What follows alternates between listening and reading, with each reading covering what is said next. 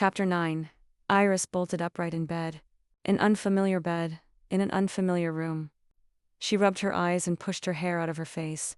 The room was only partially dark, thanks to the streetlight shining in from the road. The walls were bare, the bedspread was a generic navy blue. There was a single nightstand with a single lamp, and nothing else. If Iris didn't know better, she'd think she was in some sort of monastery situation. Or nunnery, cloister. She didn't really know the right word, and considering it was ... she glanced at her phone ...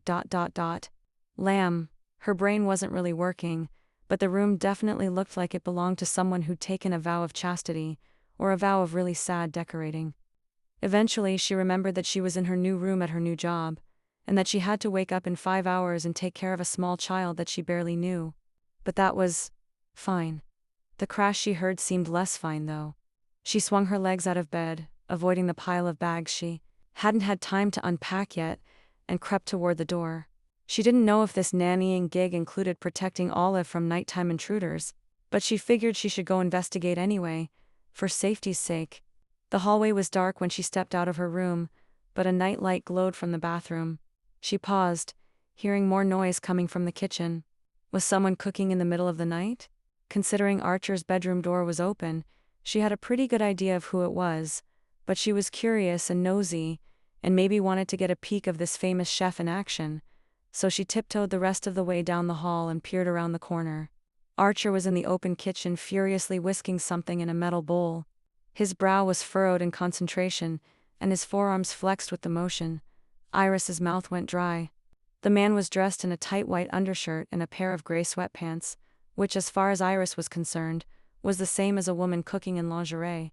She should go back to bed. It was not her business what the eccentric chef man did in the middle of the night. Spying on him cooking with all his sexy chef muscles on display was not in her job description, or in her best interest for that matter. He was obviously off limits. He was her boss for one thing, and for another she was living with him and taking care of his daughter. Bex wasn't totally wrong. This was a bit of a sticky situation, and she couldn't make things stickier by thinking she could have anything to do with this man. Right. So, back to bed. She had every intention of leaving, she really did, but right. As she went to turn around, Archer lifted his head. The bowl clattered to the counter, spraying some kind of batter all over his shirt. Jesus, he hissed, clapping a hand to his chest. What the hell are you doing? Sony, oh God, I'm so sorry. Iris hurried out of her hiding place, scanning the kitchen for paper towels. T heard a noise, and I thought I should come and check, just in case someone was trying to kidnap Olive, and I didn't know you were ... You were ... She gestured to Archer and his chest and his arms, and damn it, she was staring at him again. Where were those stupid paper towels, kidnap Olive? Iris heard the incredulousness in his voice, but she was no longer looking at him, and instead stooping down to the shelves below the island in her search for towels. Here they are. She stood, holding the roll in her hands to find Archer staring at her like she was a crazy person, which she clearly was. Here you go. He took the offered paper towels and swiped at the mess on his clothes. So much for not making things stickier. Iris bit down on an ill-timed laugh. Do not think about making your boss sticky. Is there a reason you think Olive is in danger of being kidnapped? He asked, with a raised eyebrow when he met her gaze again. No, not particularly, but you listen to enough true crime podcasts and you start to get a little paranoid. She grimaced at that admission. Maybe he didn't want a paranoid person watching his kid. She really needed to be more careful with her tendency to tell people everything about her. Now was not the time or the place, not with Archer dressed like that, with the batter seeping through his shirt and making it nearly transparent in places and her in her PJs. Oh God. She just remembered what she was wearing, or more importantly not wearing. Iris was currently dressed in nothing but an oversized t-shirt and a pair of panties. And that was it. Iris was not wearing pants in front of her boss. Dear God, why? She tugged at the hem of the shirt like that would somehow help the situation when all it did was draw Archer's gaze down to her bare legs. 1 second, and then 2. Heat flooded every one of Iris's limbs. Archer, her new boss and sexy chef extraordinaire, was staring at her legs in his kitchen in the middle of the night. Was this a pepper spray situation? Was it a pepper spray situation if she liked that her new boss was staring at her legs? Maybe she should pepper spray herself. Archer cleared his throat, tearing his eyes away from her bottom half. A new expression was on his face. Gone was the composed chef, the man in charge. And in his place was a man undone, if only for a second, only a breath before he schooled his features again, before his mouth flattened out again, before disappointment replaced lust. Iris swallowed hard. You should probably put some clothes on, he said, voice rough but stern, or go back to bed. Her cheeks went up in flames, but she didn't know if it was embarrassment or desire that heated them. Right, sorry. I'll get out of your way. She pulled her shirt down over her ass and hightailed it out of there. But it was a long time before she fell back to sleep. Archer was gone by the time Iris had to wake Olive up for school, so it was just the two of them for breakfast. And thank goodness for that, because Iris didn't feel up to facing Archer after her pantless performance last night.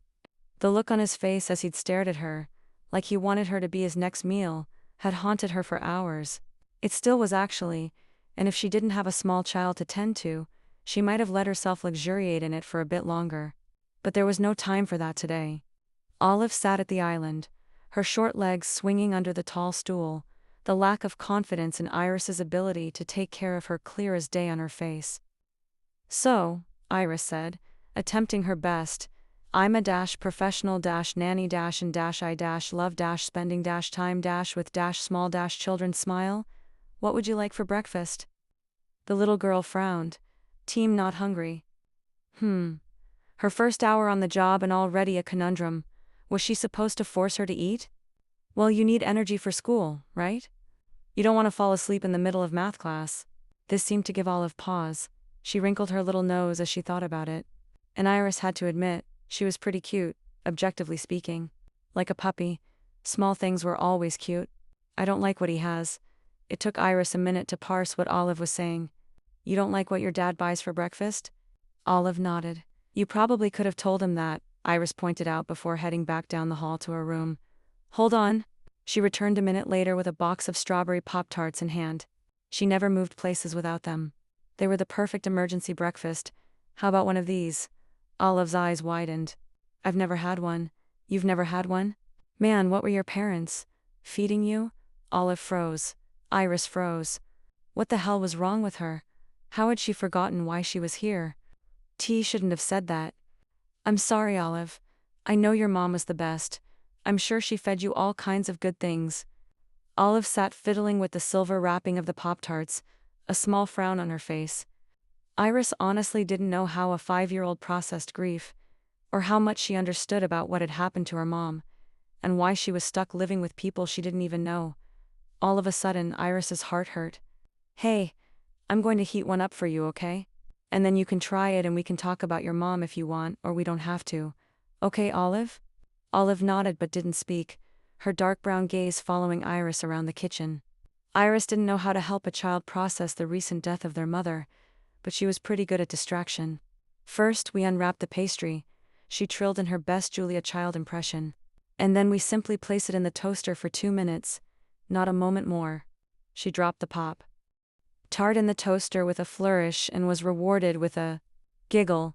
Now, she went on with a smile, spinning toward the fridge, some juice.